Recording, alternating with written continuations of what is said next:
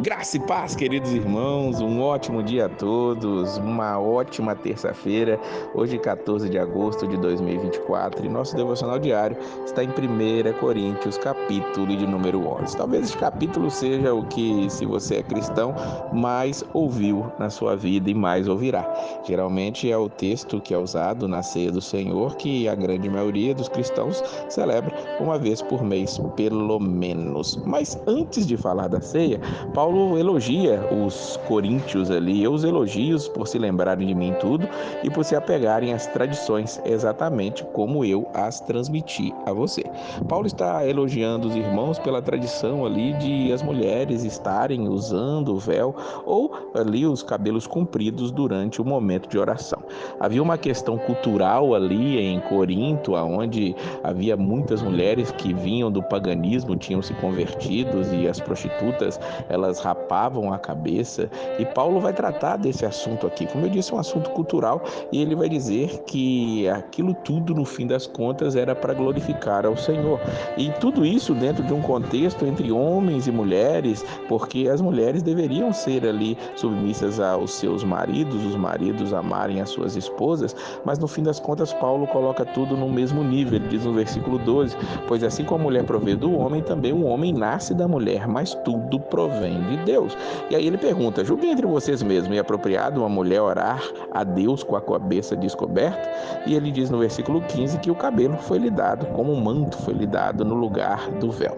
São questões culturais que hoje o que nós temos que pegar é a questão dos princípios que estão aqui, onde Paulo iguala os homens e as mulheres no sentido da oração, e que nós possamos entender que o que interessa é glorificarmos a Deus com as nossas vidas e estarmos em oração constante buscando a face do Senhor.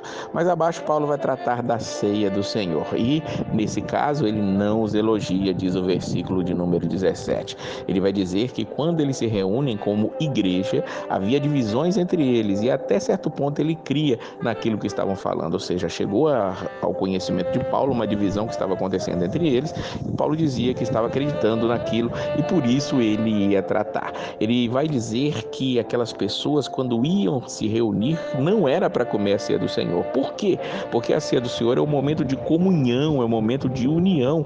Ele diz no versículo 21, porque cada um come a sua própria ceia sem esperar pelos outros. Assim, enquanto um fica com fome, outro se embriaga.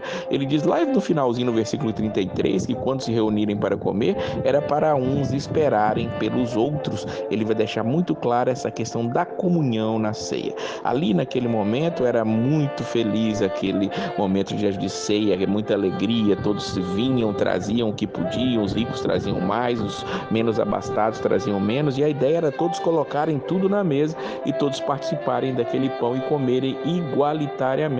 Só que o que estava acontecendo? Uns que traziam, sentavam no canto, comiam, e outros não comiam nada. Uns se embriagavam e outros não bebiam nada. E Paulo ele está repreendendo os irmãos por isso, ou seja, precisa haver unidade e comunhão, principalmente neste momento em que estão comendo a ceia do Senhor. E é interessante que Paulo ele vai brigar com os irmãos. Será que vocês não têm casa onde comer e beber? Ou desprezam a igreja de Deus e humilham os que nada têm? Que lhes direi? Eu os elogiarei por isso? Certamente que não, diz o versículo de número 22. E ele vai trazer aqui o princípio da ceia do Senhor. É interessante que Paulo fala no versículo 23 que ele recebeu do Senhor. Aqui nós podemos entender que Paulo ele esteve com o Senhor não somente ali no caminho de Damasco, naquela visão momentânea, não. Paulo passou por um discipulado com o Senhor. O livro de Gálatas vai nos mostrar isso com uma certa clareza, aonde nós podemos ver que Paulo esteve com o Senhor por algum tempo ali para aprender tantas coisas e, claro, para poder trazer para nós nessas cartas maravilhosas que nós temos no Novo Testamento. Ele diz que recebeu do Senhor e tinha entregado para os irmãos, que Jesus, na noite em que foi traído, ele deu graças, ele partiu o pão e disse: isso é o meu corpo. Ele depois tomou o cálice e disse: este cálice é a nova aliança no meu sangue.